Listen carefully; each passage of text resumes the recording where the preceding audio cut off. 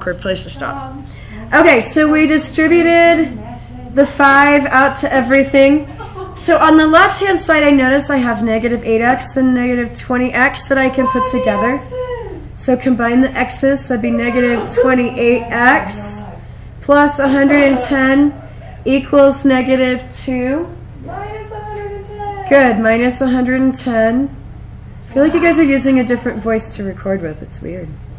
Negative 28x equals negative 112. And then what do we do? Divide by 28. Divide by 28. It's like your Mickey Mouse voice. Divide by negative 28. So 112 divided by 28 is 4. So x equals 4 is part of my solution. And I don't want to forget that there's 2 parts. So I always go ahead and set that up so that I remember, oh yeah, I have to find y. So if I'm going to put 4 into one of these equations to find y, yeah, the top one's going to be easy. The bottom one, you'd have to solve stuff. So let's use the top equation. So y equals negative 4x plus 22. And we are going to put 4 in for x. So negative 4 times 4 plus 22. So negative 4 times 4 is negative 16 plus 22. And we get 6. So y is 6. So my solution is 4, 6.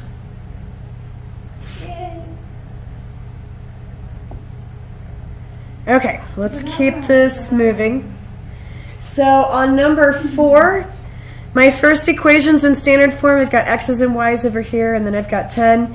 Then my second equation, I do have a y equals 3x minus 8. So wherever that y equals is, that's what I'm going to take. All of that stuff that's equal to y, I'm going to put it in for y up there. It's going to go up there. I'm going to put it up there. Put it up there. So I'm going to take that first equation and rewrite it, negative 3x minus 8. But when I get to the y, I need to remember that I'm going to replace it with 3x minus 8. And then I still have the equals 10. So only that little part that I boxed, the y, gets replaced with this. Everything else stays the same. And that just gets the y's out of the way for the moment so we can solve for x. Okay, so we need to distribute. We're actually going to distribute negative 8 because I think that makes this easier. So the negative 3x out here just sits. Negative 8 times 3x would be negative 24x.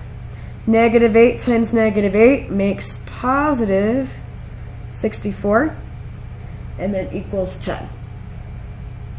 Now what? Combine the x's. I'm going to put negative 3x and minus 24x together, which makes negative 27x plus 64 equals 10.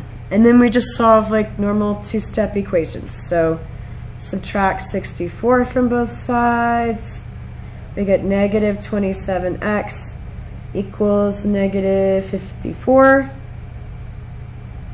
And then to get x by itself, we divide by negative 27, which gives us x equals 2. I don't know why it took me a second to think of that, but it did. So that's the first part of my solution. I'll have 2 in my solution, but I still need to find y. So how I'm going to do that is I'm going to take 2, put it into one of these equations. Which one do we want to use? Well, the second one. The second one, and I'm kind of run out of room over here, so I'm just going to do this over here. So I'll have y equals 3 times 2 minus 8. So 3 times 2 is 6 minus 8 is negative 2. And there's my solution, 2, negative 2.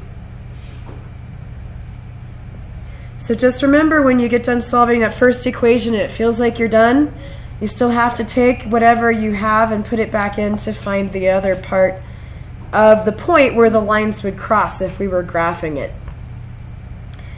Okay, the last 2 problems are very similar to what we just did. The difference is we've got x. So I'm going to go ahead and do these. There's a practice page for you in a second. No. What? On number 4. Yeah. 5 minus 8. It's 6 minus 8. Oh. Okay, so on this one, same kind of situation. This first equation's in standard form. Second equation has x by itself. So before we had y by itself, now they switched it and made it x by itself, but it basically works the same, except when you substitute it up here, I want to make sure I'm putting it in for x, because it's equal to x, not to y. So you take that top equation with the 8, and then when you get to the x, we're going to substitute in 2y plus 4, and then we'll minus y equals negative 13, like that. Okay, so distribute to get rid of the parentheses. So 8 times 2y is 16y, 8 times 4 is 32, then we have minus y equals negative 13.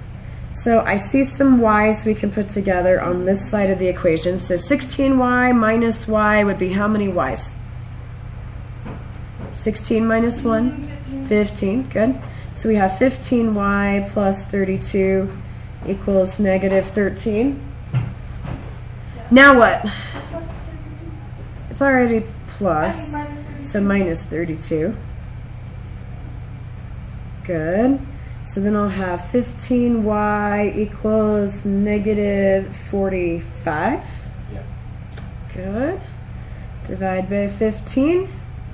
Divide by 15. I get y equals negative 3. So that's part of my solution. And when I'm writing my solution, I need to remember that the y is second. So now I have the second number. It's really easy to switch and put that first. So make sure that you're putting that in the right place. So we know y is negative 3. We want to find x. When I go to put this in, do I want to use the first equation or the second one? The bottom one, because it's already got x equals. So we're going to use x equals 2y plus 4, putting negative 3 in where the y is. So x is going to be 2 times negative 3 plus 4. So that would be negative 6 plus 4, which is negative 2. So we get negative 2, negative 3 as our solution.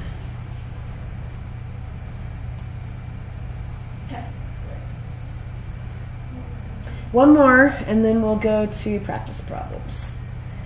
Okay, so on number 6, my top equation has the x equals. So I'm going to use that and substitute that in for x down here. So we start with negative 6, and then when we get to the x, we're like, oh, we're going to substitute. We put this in 5y minus 15.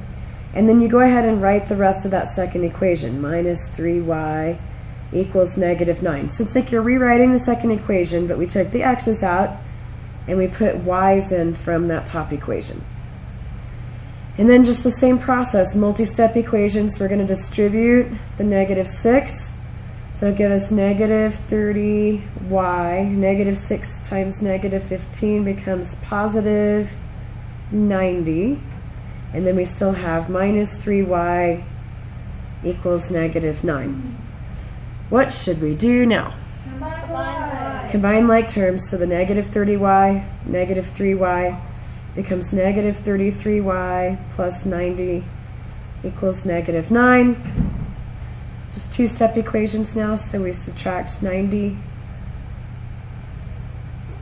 We'll get negative 33y equals negative 99. Divide by negative 33, and we get y equals positive 3. So in my final solution, that would be the y coordinate. The second number would be 3. Then what do we do? Put that in for y. Which equation do I want to use? The first one, right? Because it's already got that x equals set up. So x equals 5y minus 15. We're just going to put the 3 in for the y. And oh, looky here, we get 15 minus 15, which is 0, and that's fine. It just means it's 0, 3 for the solution. Okay.